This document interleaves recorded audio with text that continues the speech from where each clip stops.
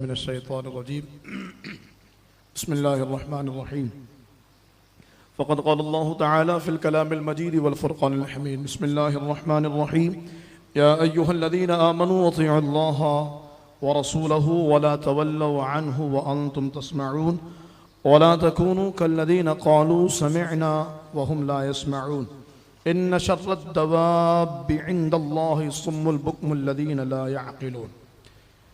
ऐ ईमान वालो, अल्लाह और उसके रसूल की इताअत किया करो और सुनकर उससे मुंह न फेरो, और उन लोगों की तरह न होना जिन्होंने कहा हमने सुन लिया हालांकि वो नहीं सुनते। बेशक सब जानवरों में बदतर अल्लाह के नज़दीक वो हैं जो बहरे गूंगे हैं, जिनको अक़ल नहीं। फिर से अल्लाह रब्बुल आलमीन का एक खूबसूरत अंदाज़ और अंदाज़ ख़िताब अहले ईमान को, और इस बार भी अल्लाह रब्बुल आलमीन ने एक बड़ी अहम तरीन बात जो कि पूरी ज़िंदगी और एक ईमान वाले के लिए अपनी ज़िंदगी गुजारने का जो सबसे अहम तरीन उसूल है, उसको अल्लाह रब्बुल आलमीन ने बयान फरमाया, और वो अपनी और अपने महबूब अलैहिस्सलाम की इताअत है। याद रखिए, इताअत एक ऐसी चीज़ है जिसे अल्लाह ताला ने अमल से भी ज़्यादा बुलंदी और बरतरी अता फरमाई है। अमल अगर मुतलक़न हो और वो इताअत से हटकर हो, हम अक्सर ये जुमला सुनते रहते हैं इताअत करो, बल्कि माँ बाप की इताअत, घर वालों के मामलात में बड़ों की इताअत, अपने अइम्मा उलमा की इताअत, इस इताअत को अल्लाह रब्बुल आलमीन ने बारहा बयान फरमाया और इतनी खूबसूरती इसके अंदर रखी है कि ये इताअत का लफ्ज़ अमल से ऊपर है। अगर एक बंदा इताअत तो करता, अगर एक बंदा अमल तो करता है लेकिन वो इताअत नहीं करता, तो वो उसका अमल पागलपन, बेवकूफ़ाना और अहमकाना हरकत तो कहलाएगा, लेकिन उसके उस अमल पर सवाब नहीं मिलेगा।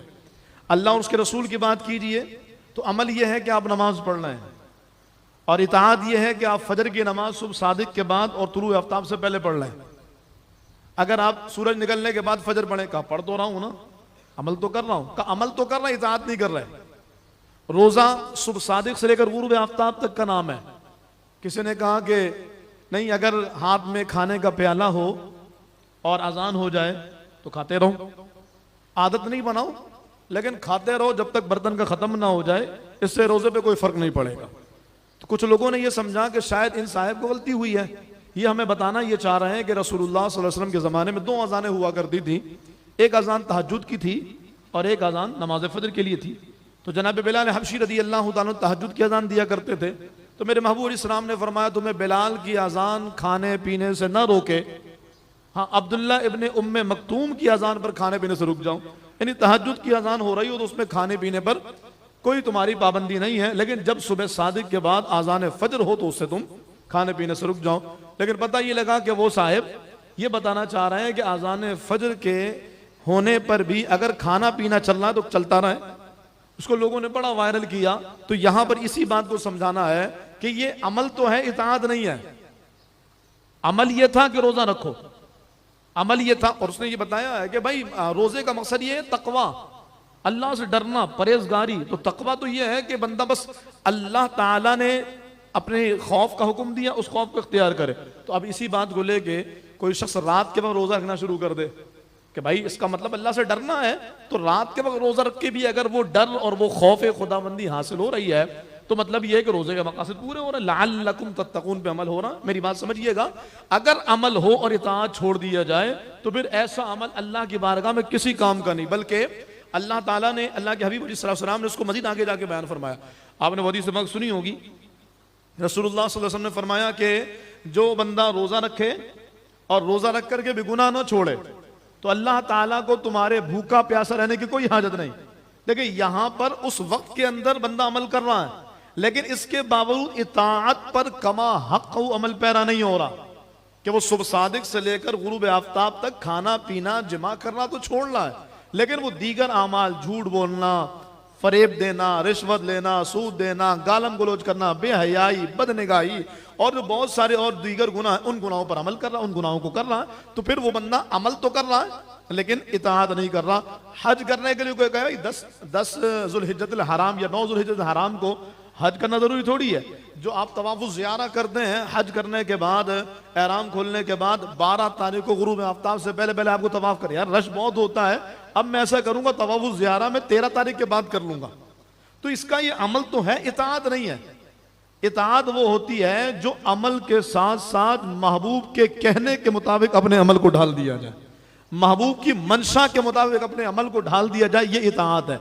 वरना आप देखें ये भूखा प्यासा रहना, ये आपने देखा होगा हिंदुओं में भी है, दीगर और मजहब में भी है, लेकिन हमारा अमल अल्लाह का महबूब क्यों बना? इसलिए हम सिर्फ अमल नहीं कर रहे, हम इताअत के साथ अमल कर रहे हैं। और अगर इताअत ना हो तो फिर अमल करना ये पागलपन, हिमाकत और बेवकूफ़ी कहलाता है, एक बात।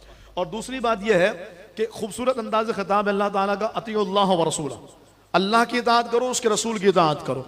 ये आप कुरान करीम को देखिएगा तो कुरान करीम में ये खूबसूरत अंदाज अल्लाह का आपको नजर आएगा कि अल्लाह रब्बुल आलमीन ने अपनी इताअत और अपने महबूब की इताअत का हुक्म दिया, बल्कि कई जगहों पर तो अपने महबूब की इताअत को ही अपनी इताअत फरमाया, मैं युतिअ रसूला फ़क़द अता अल्लाह, जिसने रसूल की इताअत की उसने मेरी इताअत की, अल्लाह की इताअत की। अल्लाह ने अपनी इताअत का जिक्र, अपने महबूब की इताअत का जिक्र किया, और कभी ऐसा हुआ सिर्फ अल्लाह के रसूल की इताअत का जिक्र है, अल्लाह की इताअत का जिक्र ही नहीं कुरान करीम में बाज़ मकामात पर। लेकिन कहीं ऐसा नहीं हुआ कि अल्लाह की इताअत का जिक्र हो और महबूब की इताअत का जिक्र ना हो। ये आप कुरान करीम खोलिएगा, गौर कीजिएगा, अफला यतदब्बरून कुरान, क्या कुरान में गौर नहीं करते? ये क्या हिकमत है? हालांकि ये तय है कि जो महबूब हैं, जो रसूल है, वो अल्लाह की मखलूक हैं, अल्लाह के बंदे हैं, और अल्लाह ताला खालिक है, मालिक है, कादिर है, राज़िक है, सारे इख्तियारात उसी के हैं। इसके बावजूद ये खूबसूरत अंदाज कि अल्लाह ताला ने जहां अपनी इताअत को बयान किया वहां रसूल की इताअत को भी बयान फरमाया। लेकिन कहीं ऐसा नहीं हुआ कि अल्लाह ने अपनी इताअत का बयान किया और रसूल की इताअत का बयान ना किया हो। हाँ, ऐसा जरूर हुआ है कि रसूल की इताअत का जिक्र तो है लेकिन अपनी इताअत का जिक्र नहीं है। पता ये लगा कि जितनी अहम अल्लाह की इताअत है इतनी ही अहम रसूल की इताअत है। इसलिए कि रसूल की इताअत अगरचे मखलूक की इताअत है, लेकिन खालिक खुद उसे अपनी इताअत फरमा रहा, खालिक कायनात खुद उस बात को अपनी इताअत में शामिल फरमा रहा। और यकीनन ये अल्लाह रब्बुल आलमीन इसी वजह कर चाहता है कि लोग उसे अल्लाह रब्बुल आलमीन की इताअत में, वमा अरसलना मिन रसूलिन इल्ला लियुताअ बिइज़्निल्लाह, ए महबूब सल्लल्लाहु अलैहि वसल्लम और दीगर अंबिया को अल्लाह फरमाता है हमने जिस भी रसूल को भेजा, किस लिए? कि वो अल्लाह के हुक्म से उनकी इताअत की जाए। रसूल को भेजने का मकसद रसूल की इताअत है, तो अल्लाह की इताअत रसूल की इताअत है, रसूल की इताअत अल्लाह की इताअत है। बल्कि अल्लाह ने नबियों को भेजा तो अल्लाह के नबियों ने डायरेक्ट अपनी इताअत का हुक्म दिया। मैं सिर्फ इस बात को इस तनाजुर में कहना चाह रहा हूं कि आज जो लोग कहते हैं हमें जरूरत नहीं हदीस की, हमें जरूरत नहीं हुजूर के फरमा, अल्लाह का कलाम काफी है। अल्लाह ने अपने महबूब की इताअत को ही अपनी इताअत करार दिया। कई जगहों पर तो रसूल ने खालिसत अपनी इताअत का बयान फरमाया। चुनांचे आले इमरान आयत नंबर 50 में अल्लाह फरमाता है वजीतुकुम बिआयतिम मिन रब्बिकुम फत्तकुल्लाह व अतीऊन। जनाब ईसा अलैहिस्सलाम कहते हैं मैं तुम्हारे पास अल्लाह की निशानी लेकर आया, अल्लाह से डरो और मेरी इताअत करो। अल्लाह के नबी अपनी इताअत का हुक्म दे रहे, अल्लाह की इताअत का नहीं। कोई कहे मतलब अल्लाह की इताअत नहीं करे, कहा भाई अल्लाह के नबी की इताअत ये दरअसल अल्लाह ही की इताअत है। जनाब नूह अलैहिस्सलाम ने फरमाया फत्तकुल्लाह व अतीऊन, अल्लाह से डरो और मेरी इताअत करो। भाई अल्लाह से डरो, अल्लाह की इताअत करो? नहीं, डरो रब से, इताअत अल्लाह के नबी की करो। इसलिए कि नबी की जिंदगी दरअसल रोल मॉडल होती है। और लक़द कान लकुम फी रसूलिल्लाहि उस्वतुन हसना का फरमान हमारे सामने है। तो कुरान करीम सूरह शूरा में अल्लाह ने हज़रत हूद अलैहिस्सलाम, हज़रत नूह अलैहिस्सलाम, हज़रत लूत अलैहिस्सलाम, हज़रत शुऐब अलैहिस्सलाम की इताअत का हुक्म दिया। फत्तकुल्लाह व अतीऊन फत्तकुल्लाह व अतीऊन फत्तकुल्लाह व अतीऊन वमा असअलुकुम अलैहि मिन अज्र इन अज्रिया इल्ला अला रब्बिल आलमीन। और इस बात पर तबलीगी दीन पर मैं तुमसे कोई अजर नहीं लेता, हाँ मगर यह कि मेरा अजर अल्लाह के ज़िम्मा करम पर है। तो फरमाया कि जब अल्लाह के दीगर नबियों की इताअत को अल्लाह रब्बुल आलमीन ने अपनी इताअत करार दिया तो इमामुल अंबिया की इताअत की शान क्या होगी? इमामुल अंबिया सल्लल्लाहु अलैहि वसल्लम की इताअत को अल्लाह रब्बुल आलमीन ने कितना पसंद फरमाया होगा। चुनांचे सूरह नूर में अल्लाह रब्बुल आलमीन फरमाता है अकीमुस सलाह व आतुज़ ज़कात व अतीउर रसूल, नमाज कायम करो और ज़कात दो और रसूल की इताअत करो लअल्लकुम तुरहमून, ताकि तुम पर रहम किया जाए। अल्लाह के नबी के दर को छोड़कर कोई और अल्लाह की बारगाह तक पहुंच जाए ऐसा मुमकिन ही नहीं है। जब इमाम सुन्नत ने फरमाया बखुदा खुदा का यही है दर, नहीं और कोई मफर मकर, जो वहां पे हो यहीं आके हो और जो यहां नहीं वो वहां नहीं। अतीउर रसूल लअल्लकुम तुरहमून, रसूलुल्लाह की इताअत करो ताकि तुम पर रहम किया जाए। एक और मकाम पे अल्लाह फरमाता है सूरह नूर में ही आयत नंबर 54 में व इन तुतीऊहु तहतदू, फरमाया अगर तुम इताअत रसूल की करोगे तो हिदायत पा जाओगे। तुम्हारे लिए कोई राह नहीं है। कुरान भी है, दीगर और अहकाम भी हैं, लेकिन तुम्हारे लिए रसूल की इताअत के बगैर हिदायत की कोई राह और हिदायत की कोई सूरत अल्लाह रब्बुल आलमीन ने नहीं रखी। तो हमारे लिए हुक्म जो अल्लाह रब्बुल आलमीन ने दिया है वो यही है कि इताअत अल्लाह और उसके रसूल दोनों की है, और दरअसल रसूलुल्लाह सल्लल्लाहु अलैहि वसल्लम की ही इताअत ये अल्लाह ताला की ही इताअत के ज़िम्मे में है। अच्छा, अब बात यह है कि इताअत पर इतना जोर देने की वजह क्या है, किसी की इताअत क्यों की जाती है, इताअत करने की वजह क्या होती है। तो अकाबरी ने बड़ा खूबसूरत कलाम किया इस पर, और इस पर बंदा घंटों की गुफ्तगू कर सकता है।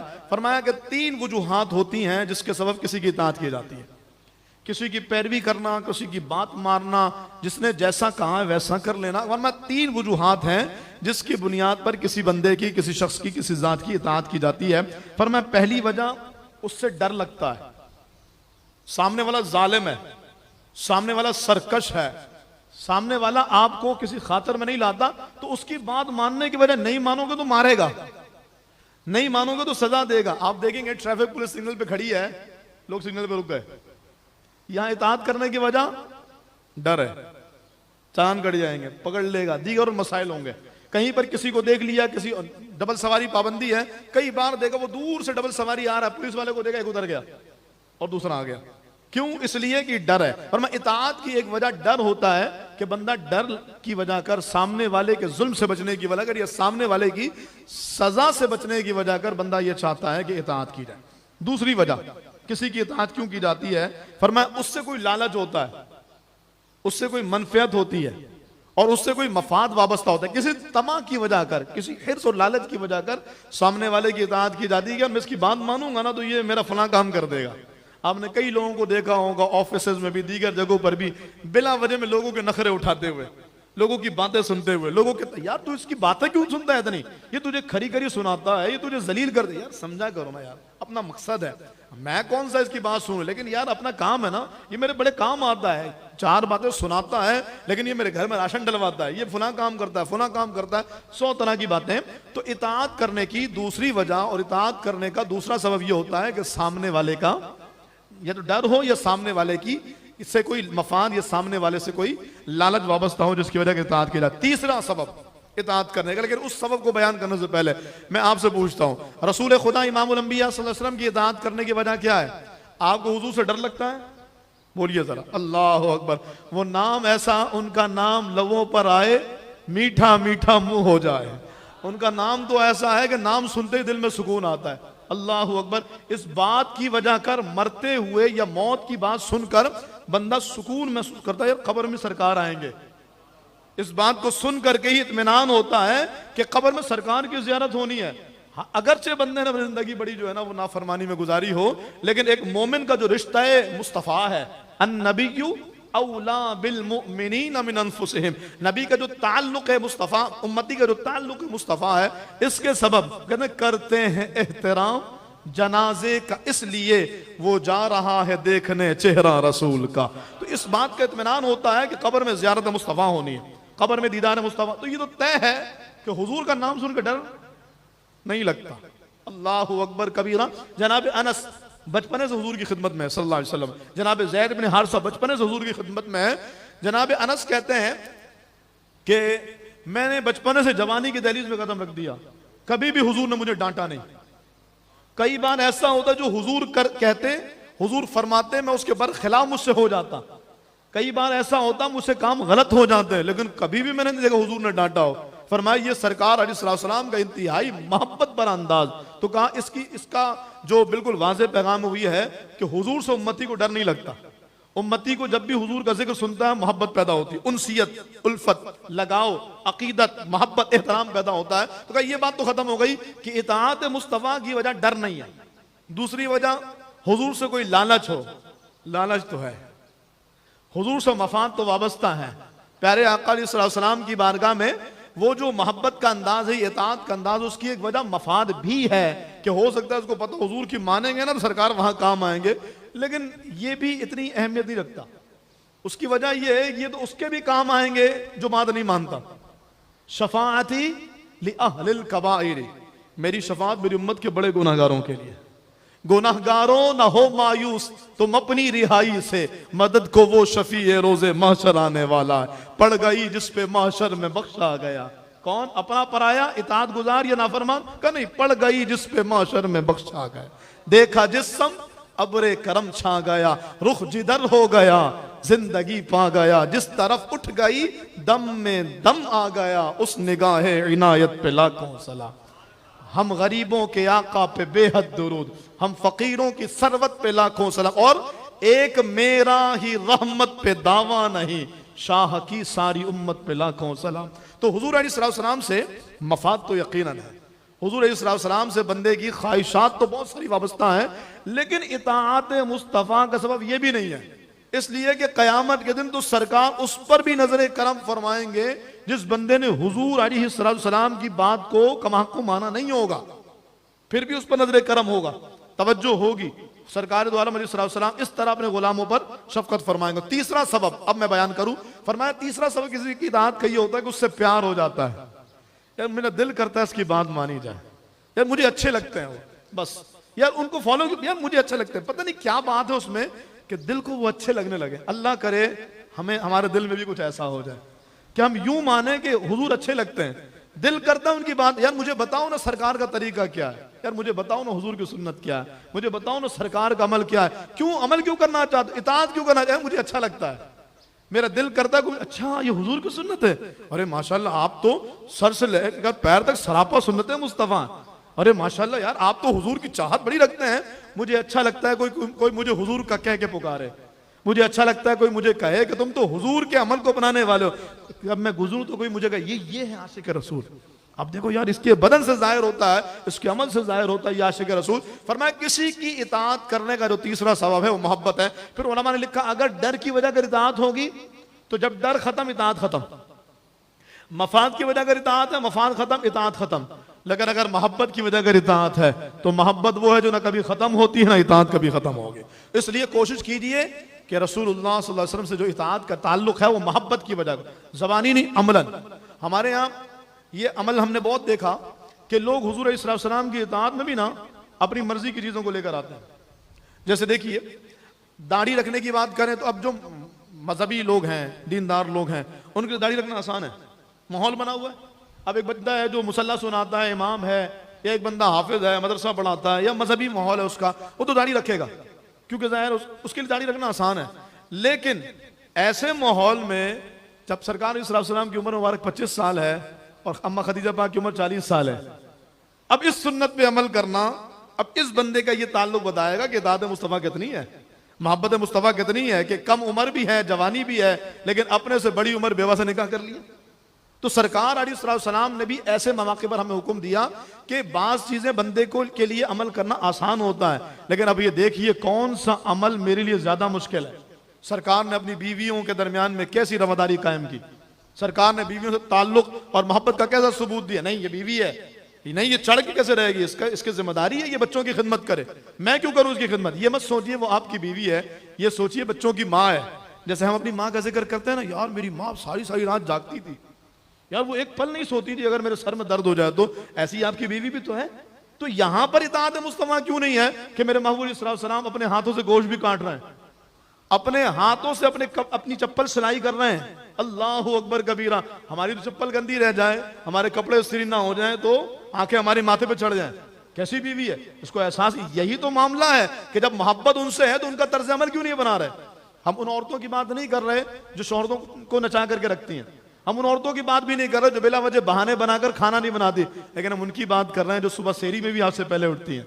हम उनकी बात कर रहे हैं जो इफ्तार में भी 2-2.5 घंटे 3 घंटे पहले से तमाम शुरू कर देती हैं, और फिर इफ्तार पर बैठने के बाद भी कोई चीज नहीं है ना भागे हुए जाएंगी, वो सामान लेकर आएंगी, ख्याल करेंगी।